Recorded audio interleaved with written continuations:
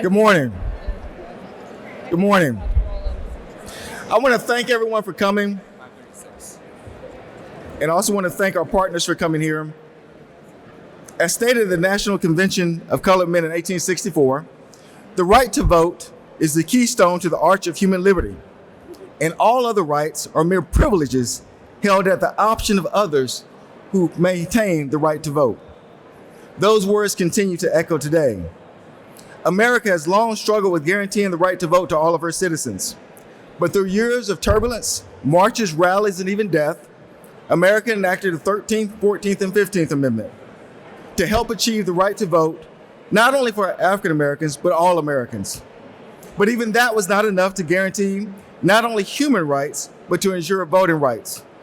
Finally, in 1965, the Voting Rights Act was passed and has rightfully been held as one of the most transformative and important laws in American history. And although from its inception, it faced attacks, those initial attacks do not compare to the attacks that have occurred over the last 15 years. We have seen hostility to voting rights not only by the states, but now by the Supreme Court, which had traditionally been the backstop to ensuring voting rights were protected. The change by the court started in Shelby versus Holder, where Section 5 of the Voting Rights Act was gutted. After Shelby, we waited to see if attitudes had changed and whether preclearance was still needed. Because as the court said in Shelby, America had changed. Unfortunately, once the Supreme Court abdicated its legal and moral authority as the protector of voting rights, legislators across our nation took advantage of this void and filled it with voting restriction laws. Yet there was still hope, and that was Section 2 of the Voting Rights Act, which provided a private right of action to enforce the Voting Rights Act. It was believed that decades of jurisprudence would allow African Americans and other groups to still receive the protection of the Voting Rights Act.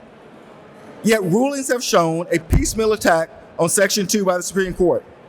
And recently in the Calais decision, the court took on the serious question directly whether Section 2 itself was constitutional. No matter what happens in this case immediately, it is clear that the will of the Supreme Court is to abandon its traditional position in protecting citizens' right to vote. States must now act on their own to protect the keystone to liberty, and that is the right to vote. Thus today, Georgia joins the growing list of states who are now proposing to have their own state Voting Rights Act. We must protect our citizens. So today, the Georgia Democratic Caucus is filing the Henry McNeil Turner Voting Rights Act, which is actually SB 536.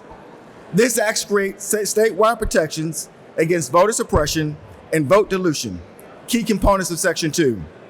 It also creates a preclearance mechanism to ensure vote dilution plans by local jurisdictions never move forward. Other specific aspects of the legislation ensures that public notice must be given for new or modified election changes on local or state levels. And it will make sure that voters do not face impediments to voting. It is clear that states no longer can wait. The time to act is now. The time of theories and essays about what the court might one day do about the Voting Rights Act are now gone. The evidence is clear. We and other states must stand up and protect the keystone to the Arch of Liberty, and that is the right to vote. With that, I introduce Senator Nikki Merritt, Chairman of the Georgia Legislative Black Caucus. Thank you.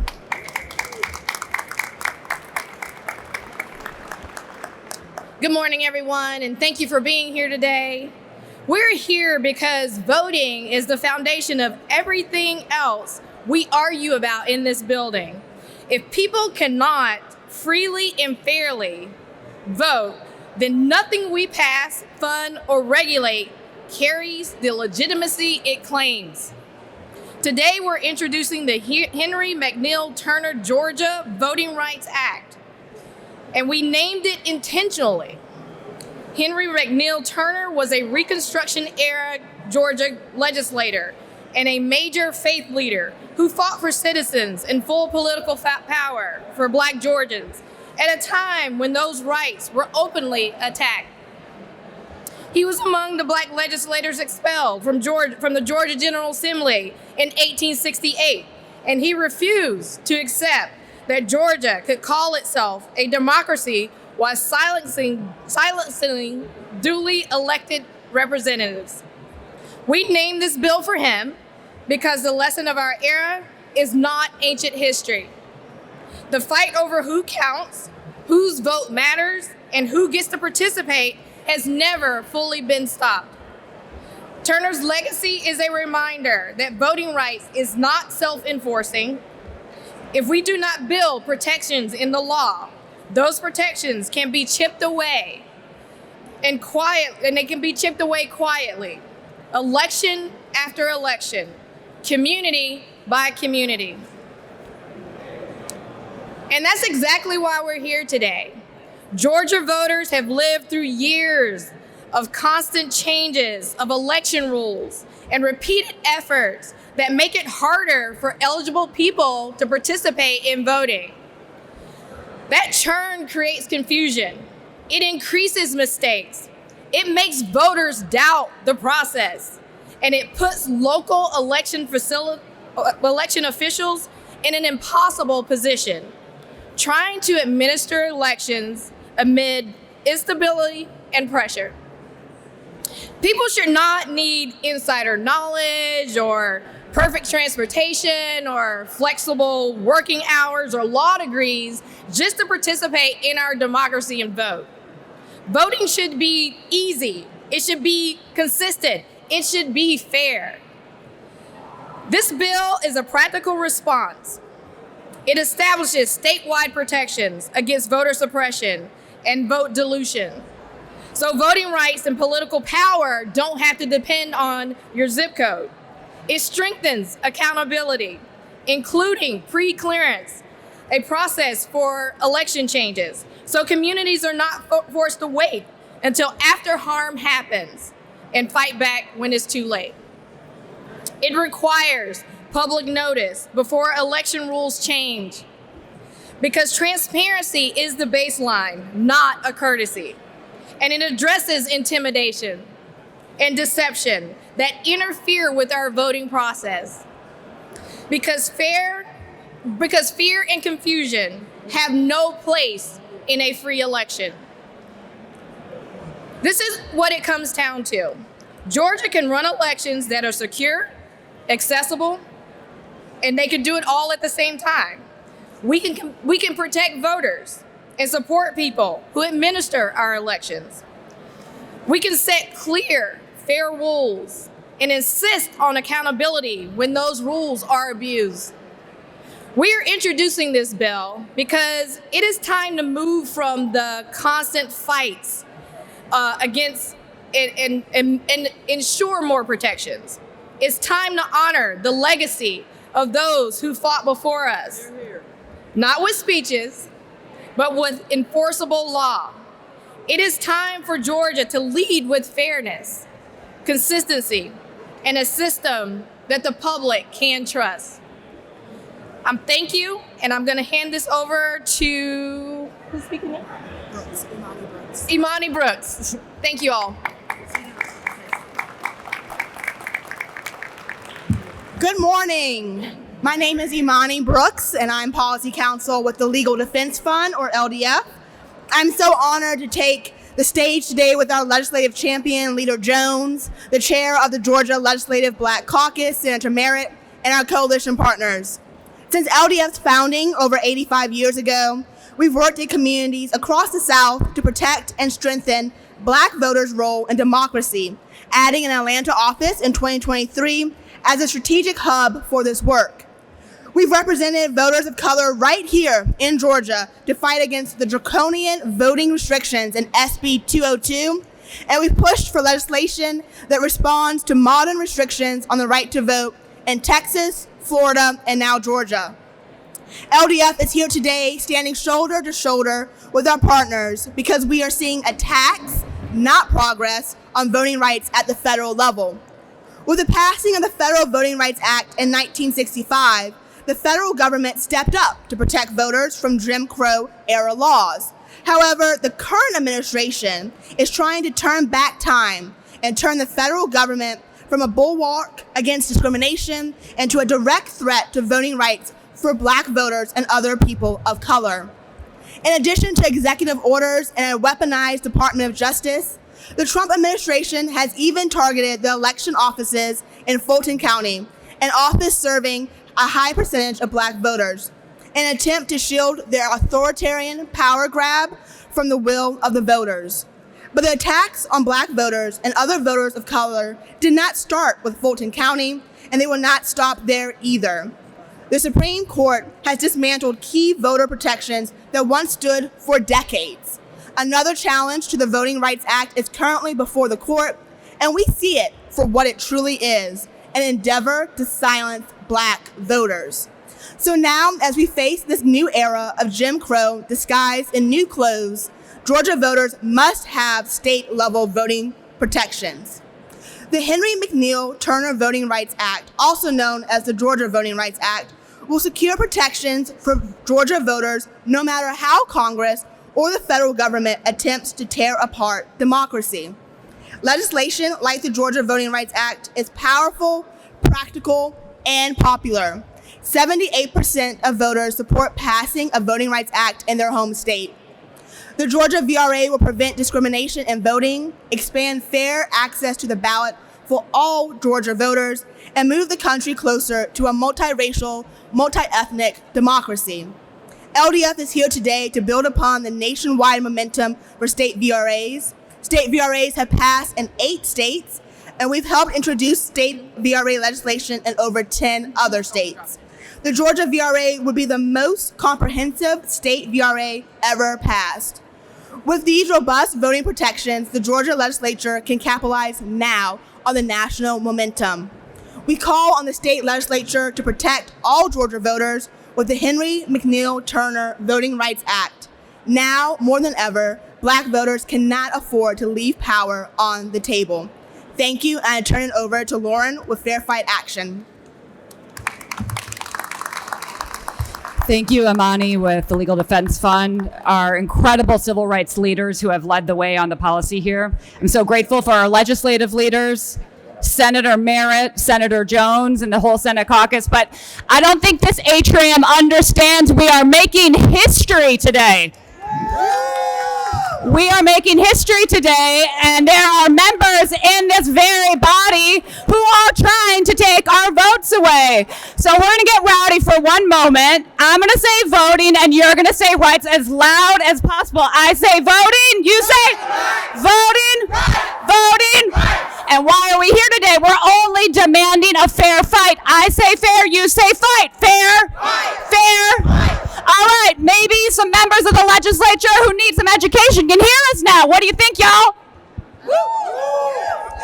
Okay, these legislative leaders are introducing the Georgia Voting Rights Act. Never been done, and why? Because today, here in Fulton County, our votes are in the custody of the federal government. We say no. We have a president who said 2 weeks ago, on the record, Republicans should be running elections. This is not normal. We have a so-called Supreme Court, I call it the Federalist Society Court, who is gearing up to undo the Civil Rights Act in its entirety. And members in this body will need to decide if they are going to reinstate Jim Crow in Georgia or if they're going to fight for fair representation of Black Georgians. This is serious. This is life or death. This is about whether or not we don't just go back. We go into a new autocratic future without our voices being heard. That's why Senator Merritt and Senator Jones are our heroes today. So we're going to give it up for Senator Jones and Senator Merritt, because they're on the front lines of this fight. They are on the front lines of this fight. And the Supreme Court, the election deniers in this building, the FBI raid on our county, SB 202, and a Secretary of State who would defend that racism are all connected. And that's why today we are so proud to stand with the Southern Poverty Law Center, the Legal Defense Fund, and our incredible legislators and the Augusta Interfaith Alliance, all the way here from Augusta, to say, this stops. We're going to fight to defend fair representation, multiracial democracy, and we are not going quietly into that night. And with that, I'm turning it to Isabel with the Southern Poverty Law Center.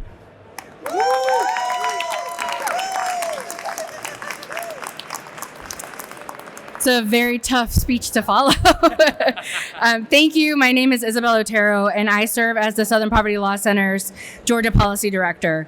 SPLC is a nonpartisan 501c3 organization, and we are so proud to stand with Senator Harold Jones and Senator Nikki Merritt and this incredible coalition of leaders. We are here to help voters build power. Specifically, the power of Georgians to choose their leaders, to shape their communities, and to be treated with equal dignity in the most basic act of self-governance. Voting is not a favor that the state grants to its citizens. It is a right. And rights are only real when they are protected in practice, not just celebrated in speeches. This is why this bill matters. The Henry McNeil Turner Georgia Voting Rights Act, SB 536, is named for a man who understood something that way too many in this building choose to forget or ignore. Democracy does not maintain itself. It can be built or it can be dismantled. Turner fought for full citizenship and a political voice in our state, a Georgia that tried to deny him both. Naming this bill for him is not a matter of nostalgia. It is a promise and a vision for our future. Georgia has a long history of pushing people out of the circle of belonging, and we are here to protect voters permanently. We are here because Georgia voters have lived through constant legislative instability. The rules change, the process shifts, confusion grows, and the burden falls where it always falls. On working people, on rural communities, on people with disabilities, on voters who have language barriers, and on Black and brown communities that have been targeted for generations. When voting becomes harder to navigate, fewer voices are heard and democracy shrinks. And a democracy that is for the privileged few is not a democracy for all. This bill draws a line in the sand. It says Georgia will not tolerate voter suppression or vote dilution. It says election changes will not happen quietly, without warning, and without scrutiny. It says voters should not have to wait until the harm is done to ask a court to help them clean it up. SB 536 provides for three critical things. First, preclearance. When there are documented patterns of discrimination, election changes will be evaluated before they take effect, not after they've harmed voters. Preclearance creates a fair review so that voters are not forced to carry the burden of challenging bad laws once damage has been done. Second, public notice. It requires advance notice before election rules change because transparency and accountability are not political. They are basic respect for constituents and the communities who live with these decisions. Sunlight is not partisan. Third, no intimidation and no deception. It says no acts to intimidate voters or deceive them about when or where to vote or how to participate. Those threats to freedom those are threats to freedom.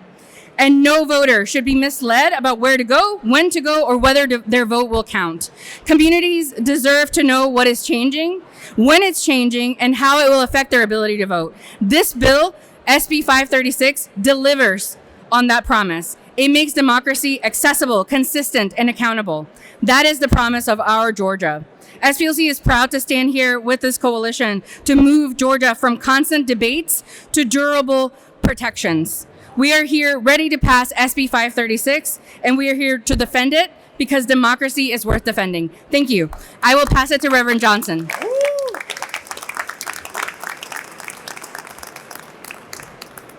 Hello there. I'm the Reverend Christopher Johnson with the Greater Augusta Interfaith Coalition. We seek 100% citizen participation in voting, in activism, civic engagement, and jury duty. We come to stand with the passing of the introduction of this bill, the Bishop Henry McNeil Turner bill, because it was Bishop Henry McTurner who asked the question, who owns the legislator? Who owns the legislators? Not the Democrats, not the Republicans. The people own the legislator. It is time out for politics. People are suffering. People are hurting. We have to vote. Vote the rascals out, as some said, and vote the rascals in. That's going to help us. Let's maintain this bill. Let's push the bill. I'm here. We're happy to be able to stand with this delegation to support integrity in Georgia voting. Now, Georgia has always led the South. When the United States needed a president from the South, it called on Georgia. When Georgia needed some representative to represent them in the General Assembly, Georgia elected 33. And then a few days later, a couple Democrats got together, a couple Republicans got together, and pushed them out. But it's time out for that. Let's support this bill. Let's support this bill, move forward, call all of our legislators and let them know politics, as usual, is no longer politics. It is fair game for us to make sure that if you're going to stand with the people will stand with you. If you don't want to stand with the people and stand with the politics, there's a place for you to go. That is home. Thank you. Before the senators have to go upstairs, we're happy to take some questions from the press that's here.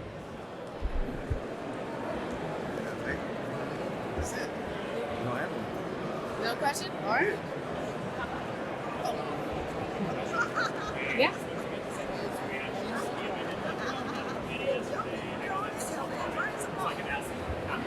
Yeah, okay, that's fine. Yeah, we'll catch up. All right, with no questions, that concludes our press conference. Thank you very much.